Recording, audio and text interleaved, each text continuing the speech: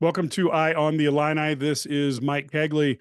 Tonight, one of the Illini legends of the highest degree, Eddie Johnson, will be on. He is going to talk about what it's like to rebuild the Illini program and provide the foundation for today's Illini. He's coming up next.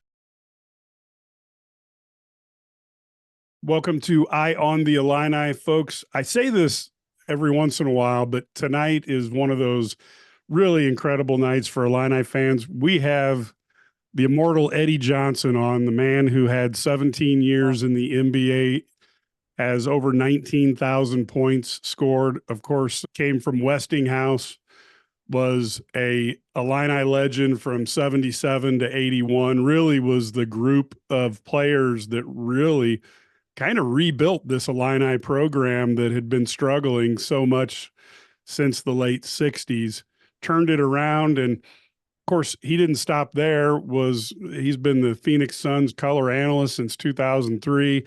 And you can hear him on the NBA Today show on Sirius XM. He's on with Justin Termini on that show. I listen to that show on a regular basis. Eddie, thanks for coming on to talk here on Eye on the Illini. My pleasure. Anything in Illinois, I don't mind doing. We appreciate it. For fans who don't really remember what it was like, can you describe, were you going against the grain when you decided to go to the University of Illinois, a team that hadn't been to the NCAA since 1963?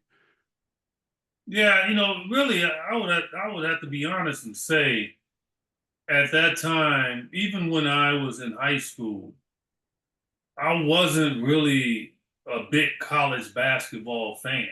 Like, I didn't watch games, and I didn't, go out of my way to watch teams play. I was just immersed in knowing that I had a lot of opportunities to go to any school I wanted to go to, and I just loved playing basketball. And so I would spend most of my time on that basketball court. And so I was more of a people person in that respect. I grew up in a single family household. My mom raised 7 kids by herself. And so for me, at that point in time, as a young man, I'm looking for father figures. Like, if you were going to get my attention, then you were going to get it with your personality. And then I would, in turn, look at you like a father figure. And that's how Illinois got me. Tony Yates was the assistant coach then. He's the main recruiter. And then my relationship with him grew. And then just meeting all the other assistant coaches. And then finally, Lou Henson. I mean, it was just a breaking point for me. It came down, believe it, between a couple of schools. I visited USC, but it was more of I'd never been to California kind of thing. Yeah. But when I went there, I liked it. I think Bob Boyd was the coach then, and I really liked it. But I just couldn't find myself going that far away from home. And so I kind of nixed them. I was very close to Ray Meyer and Joey Meyer at DePaul. They identified me when I was a sophomore. Yep. And I was going to their camps and everything. And the negative there, and I tried to explain it to Ray Meyer, man, it just didn't go. He was so mad at me. But I just did not want to stay in Chicago. I grew up in the inner city, Cabrini Green. Wanted to stay close to home, but I wanted to get away. And I just felt like I wouldn't achieve everything I wanted to achieve if I had stayed there around friends. And so I decided I wasn't going to go there. So the last school was, believe it or not, I played over in the Albert Schweitzer games. I went to the Parade All-American game, played in the Albert Schweitzer games. And obviously I encountered all the top players. And one of the ones that gravitated towards me was Magic. And the reason why is because every time he threw me the ball, I made buckets. Yep. And he identified that I could shoot. And, that's the kind of guy that he was. And so we went to Germany for about 2 weeks. And he spent that entire 2 weeks trying to convince me. I was telling him, I'm like, well, I'm very interested in Illinois. I think that's where I'm going. But, he's like, Eddie, just come to Michigan State with me. I'm telling you, man, come to Michigan State. And all the way up until we landed back in Chicago, all the way up until we separated, he went his way because he had another flight to catch to East Lansing. He was on me. And he even called me after he got home. And it made it very difficult. But he didn't realize that I had already decided I was going to Illinois. My mom had already announced it at a banquet uh, in Champaign, and he didn't know it, and I just didn't want to tell him. So I didn't want to tell him. I was enjoying the attention he was giving me as well. But I talk about it all the time. And look, I went to the right place. I had a great career at Illinois. I met my wife there. We just celebrated our 39th anniversary. There's so many great things that I know that was the place I was supposed to go. But I also know, as I tell my wife, I said, honey, I would have met you anyway. If I had gone to Michigan State and played with Magic, I would have met you. I would have came there and played, and I would have saw you in the stands. But, there's always the conundrum there when you think back and you think about it. But I wouldn't change it, man. I went to the right place, had the right coach. Lou Henson was unbelievable for me. He was honest with me. And so that was just my decision, man. And I didn't know about the history per se. I knew of Audie Matthews. I knew, obviously, of Levi Cobb because they had won the championship the year before. I knew about all of that. I knew about Neil Bresnahan because I played against him in high school, and he just totally destroyed our team when we played against him. But I didn't have any kind of thoughts about it or okay, I'm going to Illinois because of this guy, because of that. I went to Illinois because of the realness of Tony Yates and Lou Henson. And I just felt, for me personally, anywhere that I went, I was going to play. I was going because I knew what I could do on the basketball court. And that's just how it came about. That is a fantastic story because if you look at the what ifs, it would have been a nightmare to see you playing on that Michigan State team. Oh, goodness gracious. That would not have been fun. And people forget those DePaul teams were undefeated in the regular season Oh, yeah. couple years in a row. You throw you on that High team. school teammates. Mark Aguirre and Skip Dillard, Bernard Randolph, we were all high school teammates. Oh, that would have been scary. And it was the plan. To tell you the truth, the plan was for us that we were going to go to the same school. And a funny thing happened on the way to that. I didn't play a ton as a freshman. And that scared the living daylights out of Mark Aguirre and Skip Dillard. Right. And they decided not to come to Illinois. Tried to get me to transfer. Please, I'm not doing that. I know why I'm not playing. I said, I understand why I'm not. I got to get stronger. And so, but yeah, Mark, it was every intention that Mark Aguirre was going to come to Illinois and follow me. That was a given. Wow. He got some cold feet, and and then he obviously developed a great relationship with Ray Meyer, as I had, and I think that's why he decided to go there. Wow, there's a nugget that people probably haven't heard. That you start thinking about throwing Mark Aguirre on there, and then you add Russell Cross not picking Purdue, and all of a sudden there's a whole new sheriff in town. The team kept getting better as you were at Illinois, and a lot of times in life we don't recognize what's going on. Did you guys have any idea that you were building the foundation for Illini basketball that would take it to heights that it hadn't been since the 50s? Was that something you were thinking about, or is it just we're going out and playing and getting better and leave it at that? No, that's what I was thinking about. I would talk about that all the time. I hate losing. And I understood that Illinois didn't have a hugely winning program. Our first year wasn't a good year. And, I encouraged everybody. I pushed everybody. We made a commitment. We stayed on campus that off season and to get better. I had to get stronger. Lou Henson looked at me and said, Eddie, you a good basketball player, but it's hard to play when you're always on your back. And it was an insult, and I think he meant it to be an insult, but he was correct. I wasn't strong. I was 185 pounds, 6'7", and Neil Bresnahan, Levi Cobb was just knocking me, Ken Ferdinand, knocking me, Audie Matthews, Tom Gerhardt. They were knocking the stew out of me. And Coach Kroll, who's a weightlifting coach at Illinois, I told him, I said, you know what? I'm going to live in the locker room, in the weight room with you. I said, he will never say what he said to me again. And I made a commitment, man. I mean, I stayed there in the summertime, had my little job I had, and I was in the weight room, I was in the gym throughout that entire summer. And I came back, I was about 215, 218, maybe 220. And I was telling guys, no, we're winning this year. We're going to have success, man. We didn't come here to lose. And that's exactly how it played out. And I showed back up, and Lou Henson saw that, I had really changed my game and got bigger.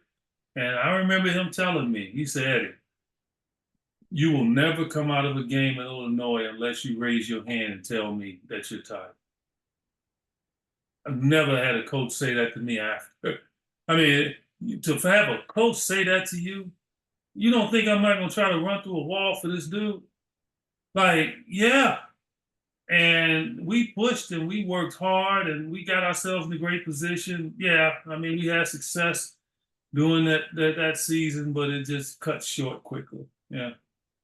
Yeah, that was a good time to be an Illini fan. You could see it being built. Now, with all of us, we talk about the shot that you made against Michigan State. Uh-huh. Beat them. And I swear I know at least 50,000 Illini fans who were there. I have no idea.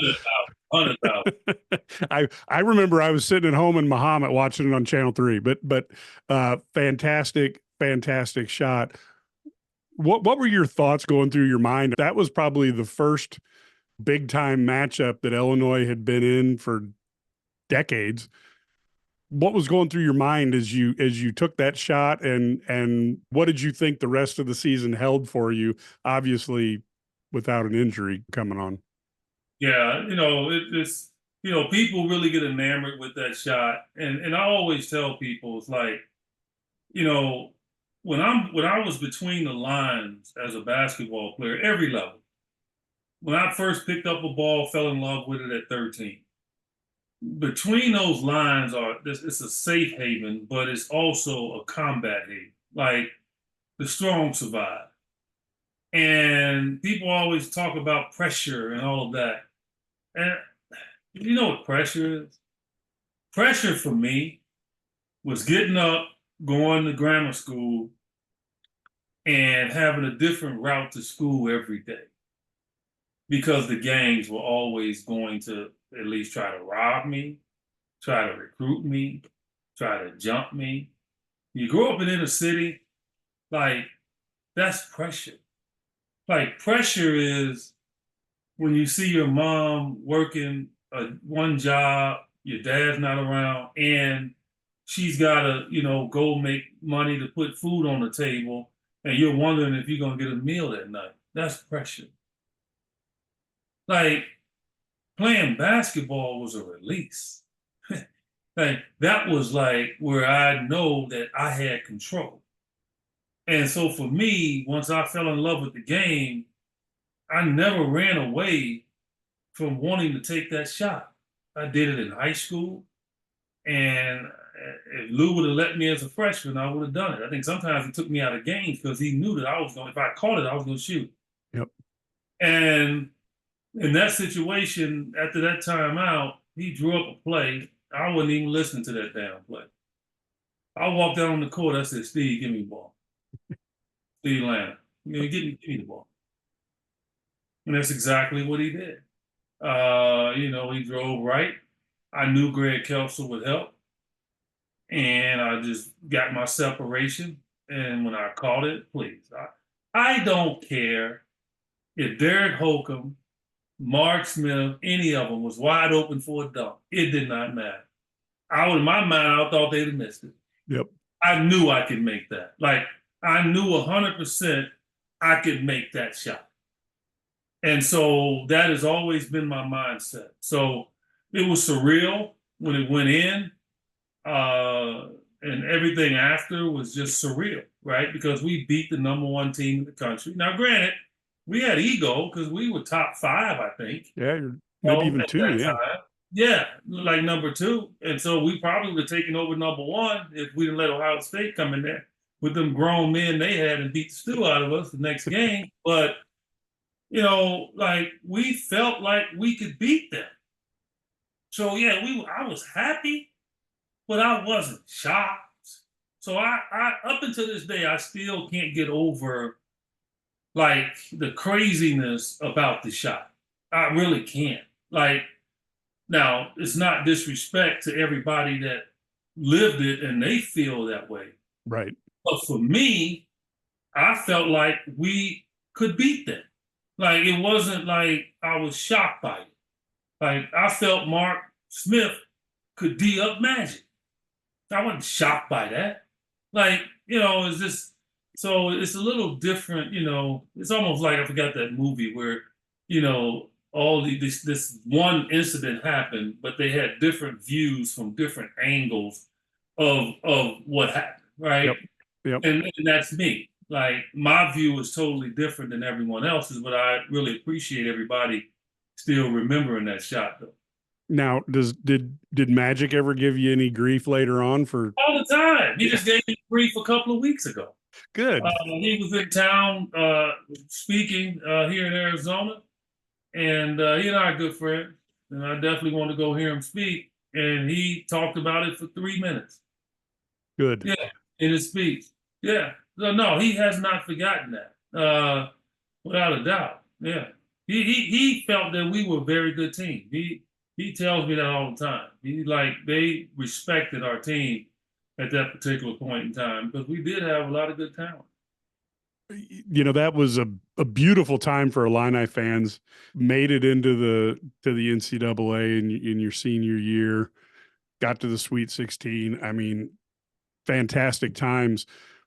When you look at what Illinois basketball has become, and you look at the foundation that you guys laid, is there ever like you get a feeling of like satisfaction that we had a chance to lay the groundwork for what everything else is built upon now? Without a doubt, because Chicago has been a very difficult place for Illinois to recruit. So yeah, and I still to this day I don't understand it. But Illinois has had a tough time, in their backyard, getting all the great players that have come through Chicago. And I knew about that. I knew the history there. And at that time, there was a lot of coaches telling me, why are you going there? Go to DePaul, go here, there. And so I heard those voices. And yeah, so, to be able to leave from Chicago and go down there and have the success that we had, and be able to put ourselves on the map was something that was huge. And yeah, I felt like, look, Artie Matthews started it. Okay, let's give it to the guy that started it. Artie Matthews started it. Levi Cobb and Neil Bresnahan took the next step. And then I felt like I took the step after that, because they hadn't had, I think, a parade All-American come there and stuff like that. So I got that attention. But, those guys made the first step. And then I came there, and then an avalanche of guys started to come there. So I feel proud about that. I do. And I also feel proud that I stuck it out. Like even when I was at the bottom as a freshman, and I was sort of like, embarrassed, so to speak. Here's an All-American, can't not even getting a ton of minutes and all of that. I knew how to get better, and I knew what I needed to do. And I'm glad that Lou did what he did. Yeah, well, I mean, resulted in a 17-year NBA career, over 19,000 points, six man of the year, 1989. Were you ahead of your time in terms of out there understanding the lethality of the 3-point shot? Yeah, well, look, and I'll say this: I could shoot the three, and it was a mini weapon for me in regards to if I got hot, I'd take it. But I the mid range game was always my baby. The funny part is when I got drafted, okay, and like I felt I should have been a top 5 pick in my personal opinion, and I proved it as a player. Because if you look at my stats compared to all the guys that went in the 1981 draft, my numbers are up there with the top 4 or 5.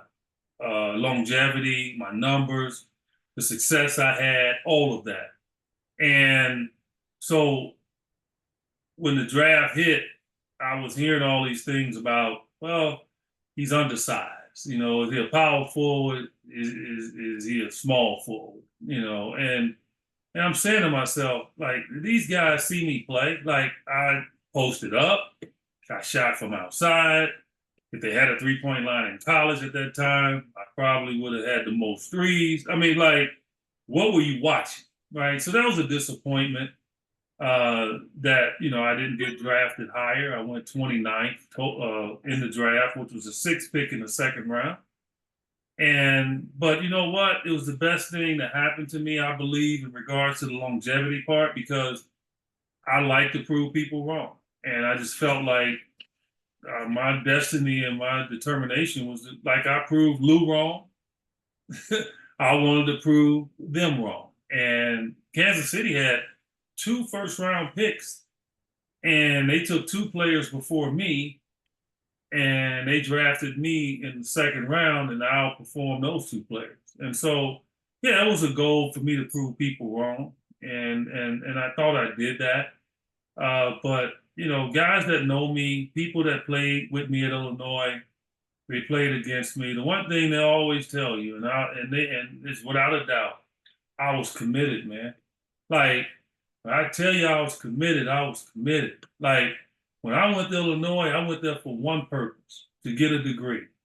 It wasn't to make the NBA. It wasn't, because I didn't know, but it was to get a degree and use that free scholarship to get it.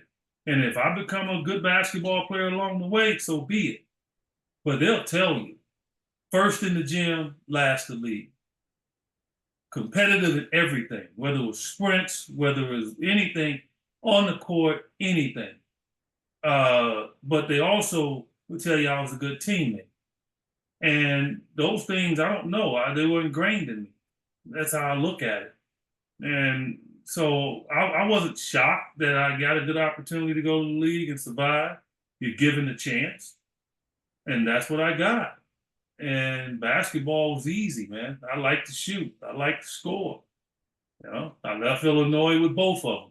All-time leading scorer and rebounder. I left with both. And trust me, it was a guy at Illinois that could have put it to test. I think you know what I'm talking about. Mark Smith. Yeah.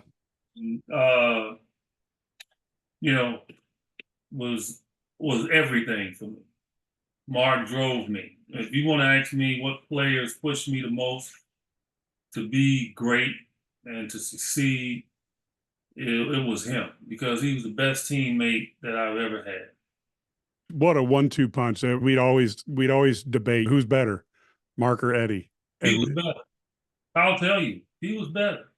I don't hesitate to say that. Like, he was a better all-around basketball player. I was a better scorer. I think he and I were, we were both good rebounders. I was a little bit better rebounder. He was a great defender. He's a great ball handler. He could pass the ball. He he he could do everything. And here's my Hall of Fame moment again. What are you waiting for, Illinois? Like, what are you waiting for? Put the man in the Hall of Fame. Like, I don't understand what you're waiting for. He was this is Eddie telling you, Right. okay? Not, and I'm not saying to you, I'm saying to Illinois and all the fans out there. He was the best all around player at that school. I don't care. Put up anybody. From defense to passing to scoring, he was the best all around player. It's unfortunate that his decision making wasn't good. He was immature at times, without a doubt. And it cost him his life. But as a basketball player, that's where he should be judged. In Illinois, you got to put him in the Hall of Fame. Trust that right there is the one thing, man, that bothers me about my school. Because I'm telling you, other players are saying, what is the delay? Put the man in because he deserves it. I mean, it's just ridiculous why they're taking this long. Yeah, and fans grew up enjoying the heck out of him because he was a wonderful player. For folks who want to win a trivia game, Kansas City took Steve Johnson, who I remember a bit, kind of a power forward center from Oregon State. They took him with the 7th pick. And I have to be honest with you, Kevin Loader, from Alabama State was, so I don't even remember that guy. So if you want to win a game of trivia, Illini trivia, there's just keep that one in your back pocket because it's bound to come up. The two Kansas City guys who were drafted ahead of Eddie Johnson. So maybe I could be an NBA GM. I'm starting to feel more confident in my skill set when I read that. So you had a heck of a career, over 19,000 points. There are, 30 players maybe who've scored more points than you in the NBA. A very rarefied air there.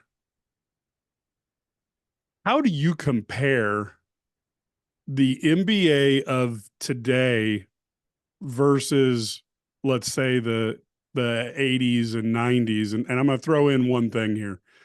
I hear a lot of comparisons. I hear, and this is not about Michael Jordan and LeBron, but I hear a lot of things that Michael Jordan would score 40 a game if he played in today's game because they don't play defense. And I also think that just that progression of human beings, they seem so darn big, fast, and strong nowadays that maybe that would make up for it. But how do you compare the two eras of the modern NBA to the era that you played in? Well, there's two different types of players for sure. Players are, I don't know if they're stronger. I never ran anybody as strong as Buck Williams in my life, man.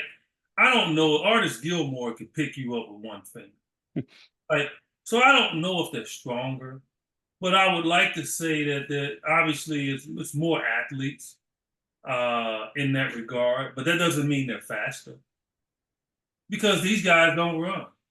They just run from 3-point line to 3-point line. Yeah. We ran from baseline to baseline. So it's not like, the main difference, I think, is just the style of play. I think, obviously, science has helped them. So if we had the science that they have, it would be equality right through it. I don't think it'll be any difference. Defense, look, Michael Jordan would average 40 with these rules. With these rules, he would. Okay, now if those guys were able to hand check like they did back in Michael's day, then he probably would just average his 30s. But with these rules, where if you turn and you face a guy and he can't touch you, I would have averaged 25, 26, Yeah. 27. Like in the 30 minutes I played. Like I averaged 21, 22 when I only played 27 minutes one year. So in a hand checking career. So the way they have to defend in today's game is just crazy. Like I wouldn't wish it on anybody. Like they can't touch you. You have to there's just you got to try to stay in front of guys. And that is very difficult to do.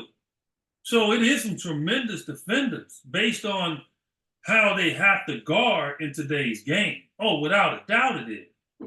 But a guy like MJ, guy like Kobe, got guys like that can got a mid-range game. DeMar DeRozan, he'll play till he's 40 and score 20 something. That gives you an example. So, like if you can't touch a guy, it's just hard to guard. Yeah. That's all I would say. And so the eras are different. I just this era, they tend to put down our era more than we put down there. And I think that's part of the argument that goes back and forth. As JJ Redick, the new Laker coach, said one time that it's plumbers and firemen playing back then. Yeah, I saw that. Jerry West eviscerated him for saying it. Like, if you didn't grow up watching it and playing it, we have an ability to know that how we played back in the day and then see how you play. These guys today didn't have that ability. They got to go on YouTube and hope to find video. So I think we are in a better position to really dissect both eras than they are. But yet, the Draymond Greens of the world and their podcasts and all these different things, they want to try to dissect us. And I'll just say it's silly to me because Draymond wouldn't be Draymond if he played in our era. No way. Have you seen Draymond Green have a literal fight on the floor yet?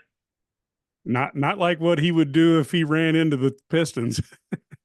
If he ran to Charles Oakley. Yeah. Or if he ran anybody back in that day. If he drop kicked Steven Adams. You think if Steven Adams was playing back in our era, what you think would have happened to Draymond Green for drop kicking him in the private area? He probably wouldn't even be playing now. Steven Adams is one of the strongest individuals probably on the face of the earth. But he knows you can't fight because the fines are too high. Back in our day, they wouldn't even kick you out of games. Yeah. Yeah. So it's that difference, right? And so you just try not to, they want to compare eras and all that. And to me, it's an ever-ending argument. But these players today, they are very highly skilled, without a doubt. But I think to the point overly skilled, meaning that they dribble themselves out of a position that they gain back into the position where they're guarded. It's just, you get, in today's game, people want to give you points for your dribble and making people fall down than actually making the basket. That's the part that drives us crazy. But it's a fun discussion to have. I have 3 sons who are between 28 and 21, and they are just so certain anybody from the 80s and 90s couldn't play in today. And it's an interesting, the youth that looks at it very differently than the older. Well, we couldn't play. And you know what you should tell them? No, I couldn't, because now it was a league where I can stand still and shoot. I'll shoot anybody just like they think they can outshoot me. But if you told me to run, I can't. Right. Okay? Because I put in my time. So, yeah, okay, it's easy for them to say that right now. It's polarizing. It's on TV all the time and all of that.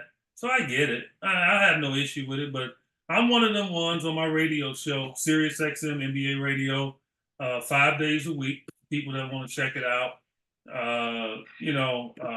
1 to 5, well, it's 3 to 6 your time. All we do is talk NBA. So I encourage people to check it out. Yeah, it's on the NBA station, which I'm blanking on the number right now, but it's the 86. It's channel 86. Yeah, channel 86, and it is 3 hours of nothing but NBA, and Eddie's partner Justin Termini has the superpower to be able to disagree with Eddie on the color of the sky and how far the sun is from Earth. I think he only does it because we're in different places. Okay. Yeah, There you go. I Trust get me on that. I get a kick out of it because I'm like, how can you possibly disagree? Oh, he did it. So hey, everybody's got their God given gift, and he disagrees with things that are He not doesn't even necessary. have kids, and he tries to tell me about kids. There you Yeah, go. I would encourage people. It is a very good show. I would, in all honesty, tell you it's the best show on NBA radio, and I do listen to it. So it's an easy number one. So a couple more questions. How did you decide to go into broadcasting? Because when you look at it, Illinois has been blessed with some excellent players, yourself, Derek Harper, Steve Bardo, who have went into broadcasting. How did you make that decision to go from a player and that intensity and preparation for playing, and then go on to describing and being able to paint that picture for people as to what's going on the court? It wasn't easy. It wasn't an easy decision for me, but I knew I believe in being, in segueing yourself, and that's something that was taught to me early on. I worked every year since I was 14 years old. The years I was at Illinois, I worked in the summertime every summer, and I worked all the way up until the draft, and even after the draft, I worked until I actually went to Kansas City to go to training camp. It's just something that's been ingrained in me to just, to work. And give me a question again. I got overboard. I got off track. I just want to know how you decided to go into Yeah, broadcasting. right, right. And so what I wanted to do is I wanted to segue. And I segued in the NBA. I started doing TV. I started writing, to tell you the truth. I started writing in Seattle for the Post Intelligencer while I was playing. It was like a daily diary, and it was me doing the writing. And then when I went to Houston, I decided I wanted the WNBA had just started, and Jerry Colangelo, I told him that I'd love to call the games and work on my craft. So I went to New York and did a couple of internships uh, the year prior to that. And then when the WNBA inaugural season started, I was doing games. And so during the off season, I finished my season and then go right to the WNBA and traveling with them and calling games and building my tapes. I still didn't know if that's what I wanted to do, but I wanted to have that resume in case. And then the funny thing happened. Obviously, I liked the idea of coaching, so that wasn't out of the realm of thinking. And so when I did retire, I got a call from my good friend Isaiah Thomas, and he had just got hired to be the coach of the Pacers. And he pretty much begged me, Eddie, come help me. I want you to come to Indiana. And I had just retired. My kids in middle school. I couldn't. They gave me a great offer. I truly believe if I had taken that offer and I followed him and done that, I think I would be coaching in the NBA. I would never probably have done the TV. But I think I made the right decision because I was able to spend time with my kids. And I just got into broadcasting, man. Jerry Colangelo hired me. I think I did ASU game. I did ASU game Yeah. for, and then Jerry Colangelo called me up and said, "Hey, job is open," and I took that job, and that was 25 years ago, coming up this fall. It is no way I thought I'd be doing TV that long, but I enjoy it. I wasn't a talkative guy in school. If you talk to any teachers at Illinois, they probably thought I just couldn't talk. Just wasn't one to be very vocal, very quiet, believe it or not, outside the court. And I just said, you know what, I want to do this. And lo and behold, it's been 25 years. And so now, my radio show and doing TV, doing public speaking. I talk for a living, and everybody that knows me can't believe it. because I just didn't seem to be that kind of person. Yeah, that is a great story. Who did you have as you were broadcasting the games? Did you have any broadcasters that you put up on a pedestal that you're thinking, I want to be as good as them? Was there anybody that was like a role model? Got a lot of mentors. Doobie Brown was one. Doug Collins, talked to him. Bill Walton, very good friend, just passed away. Steve Jones passed away a number of years ago. Uh, those are some of the guys that I would talk to. Greg Kelser, who's been doing Detroit Pistons basketball for a long time. So yeah, I believe that's how you get better. As you talk to people, you find out how they call games, and through all my conversations with them, I developed the way that I call games. And obviously, it's worked. They haven't gotten rid of me. Oh, So that's spectacular. I we've mean, had 3 owners in that process, which is amazing, right? So from Jerry Colangelo to Robert Sarver, now to Matt Ishbia, I'm still employed, which normally does not happen when somebody has that many changes. And so I'm definitely blessed that I'm still doing it and calling games at 65 and actually looking for the point in time. It's I'm very close to calling it quits and just enjoying life and traveling and hitting that golf ball, which I love to do. well, good thing Ishby is probably not old enough to remember your shot against Michigan State and hold it against you. Yeah, you know what? That's one. I'm gonna bring that up to him. Yeah, that is true because Now, he has a lot of Michigan State alumni that work for him at his mortgage company, and obviously a number of them that work for him with the Sun. one final question here before we go. I know your travel schedule is probably impossible to get back and watch Fighting Illini basketball because of all the games that you have. Do you have any thoughts on what Brad Underwood is doing with the Illini basketball program and how he's kind of rebuilding that Illini program and trying to get it back up to that heights of what it was back in the 80s?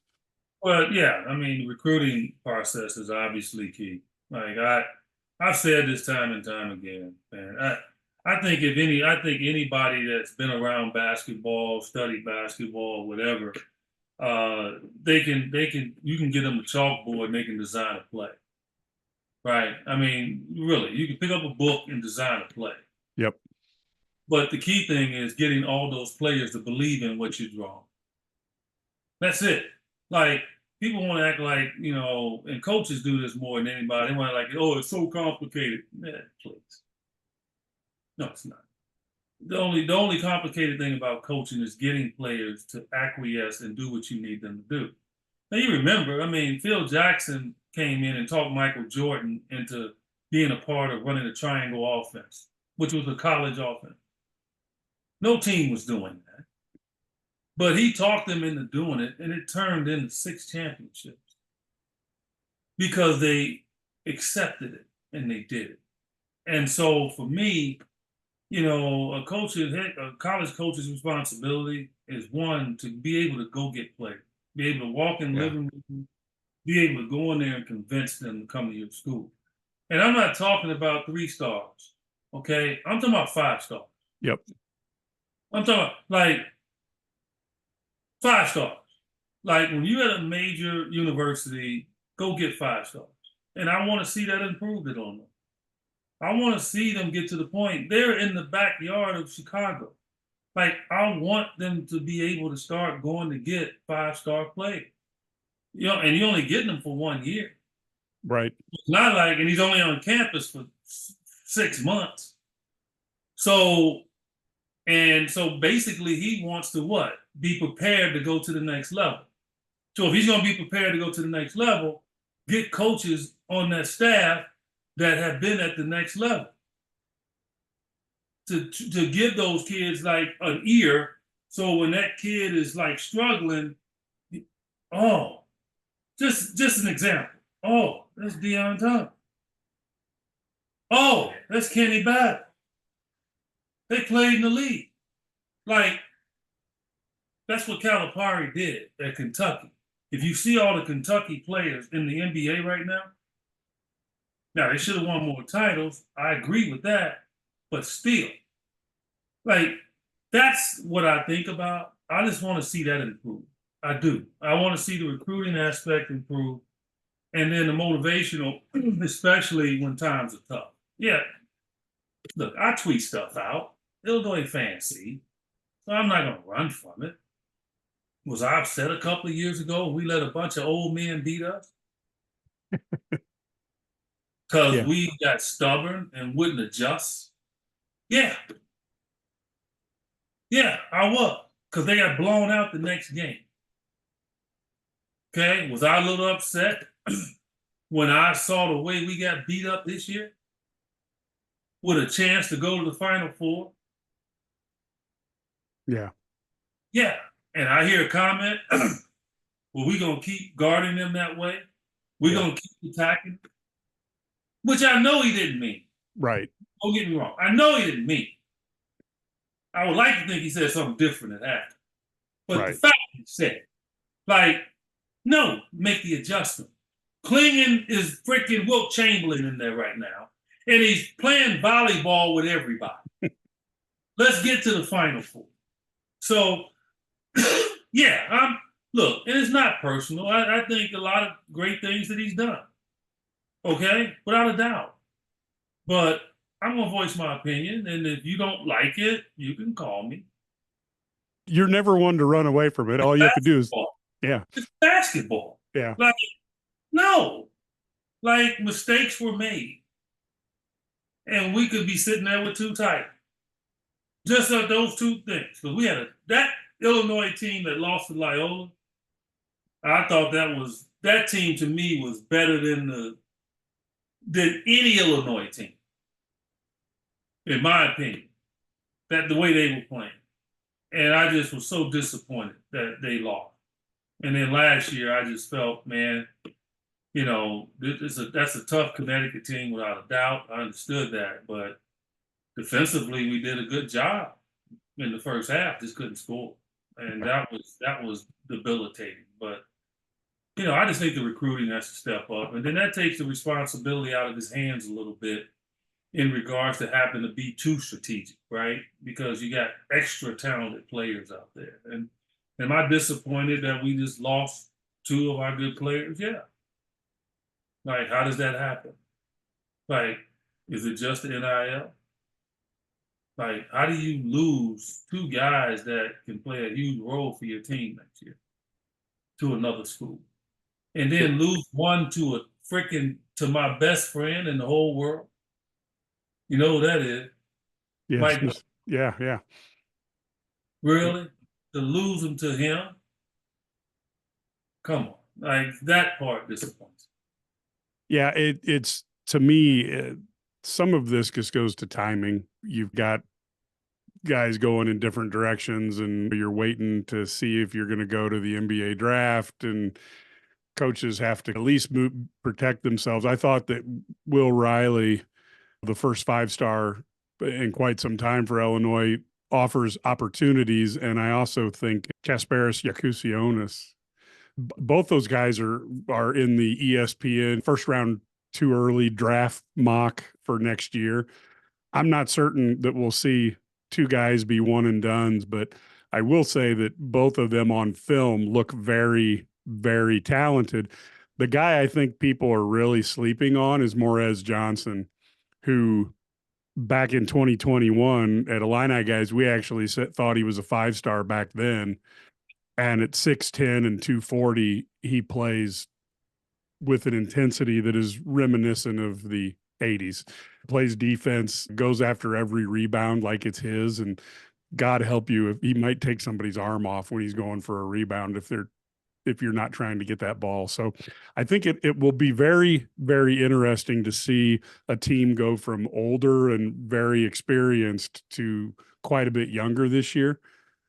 Hard to beat these sophomores and juniors that's staying around because of the NIL money. And so so that's part of it too. Yeah, and And I think that's what he's setting up for next year, because the team is young enough that in theory, if you've got enough NIL money, you should have that opportunity to get some consistency. Certainly you're seeing Purdue is going all in on, we're going to recruit these guys and take it all the way with them. Very similar to what Clemson's doing in football. What Mark Few has done forever. But I just, Right. a lot of schools are going for the older players and they're paying them. And I just think the paying part is going to win out. Yeah, I'm not Yeah. gonna argue with you. When you're offering a 19, 20-year-old kid, $1 million or $500,000, and now they can ride around campus in nice cars. You come on, like, Well, yeah. Eddie, and I'll tell you, I'm all for getting the money to the players, because to me the product is we're going to They need watch. to pay back. No, what they need to do is go back and pay the ones that they should have paid. Right. I'm with you.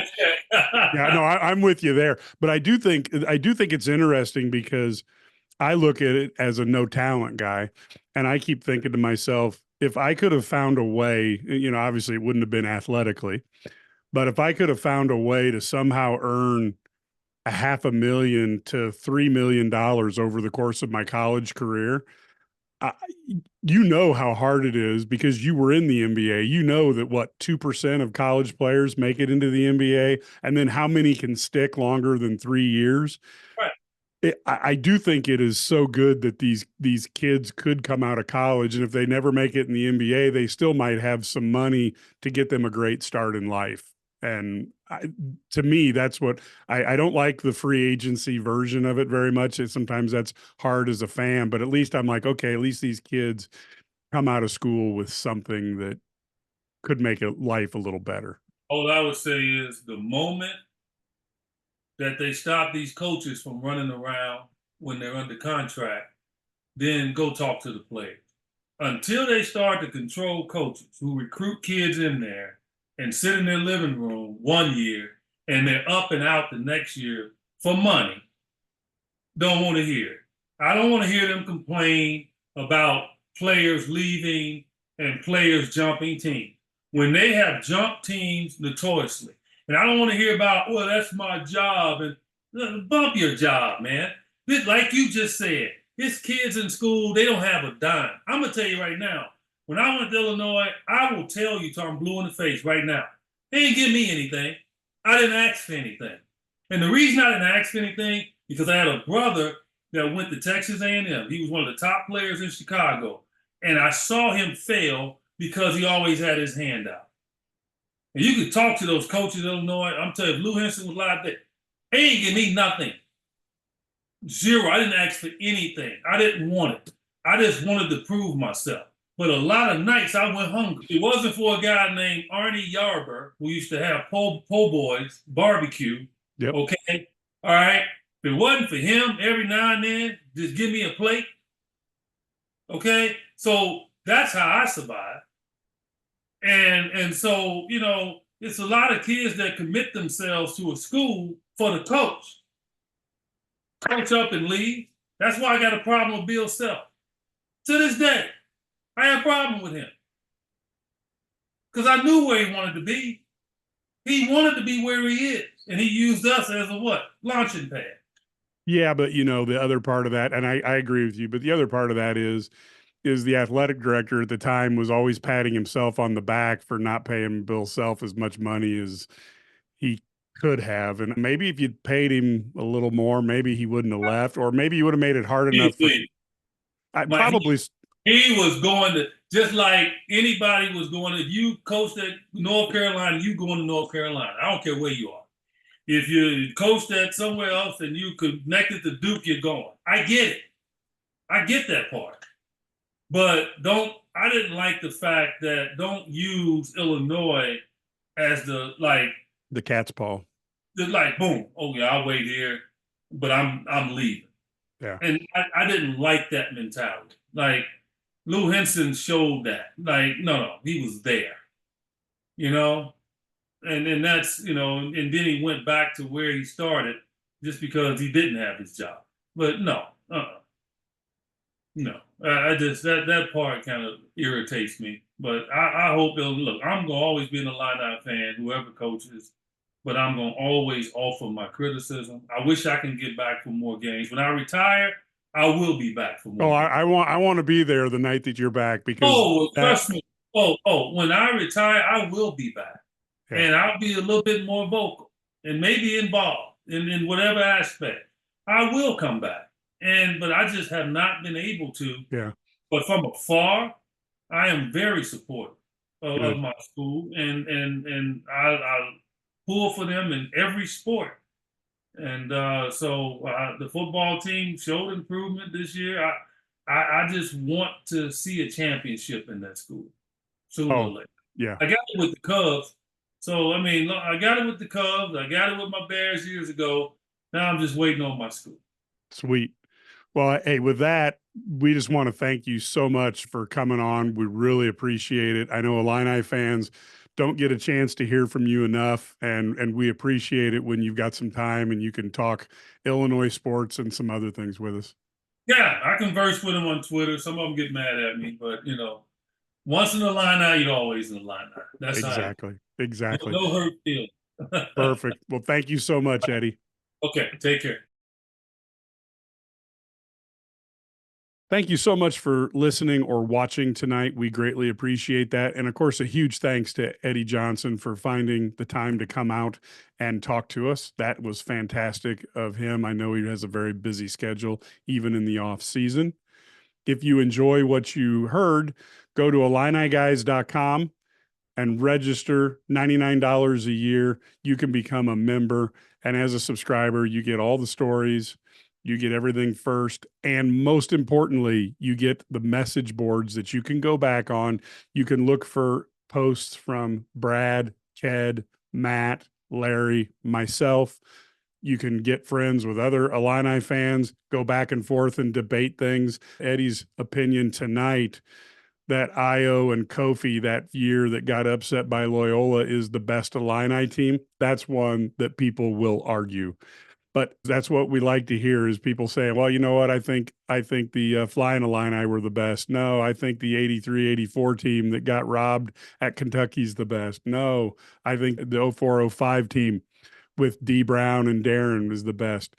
Now we've got another contender in there. And of course, Marcus Griffin, he will tell you it was his era, the year that they got 960 fouls against them in the NCAA with Bill Self, that's the best. So there's a lot of debates going on. You can get in there and argue your point of view as well. We'd love to have more people jump on over. If you go to YouTube, IlliniGuys.com is our channel. Make sure you subscribe there. That way you'll get everything as we release it. It's very convenient. And if you can stomach watching me and Brad and Larry, well, if you're tough enough to do that, then you should be able to watch our videos. In the end, we love having you here. Thank you so much. And until next time, go Illini.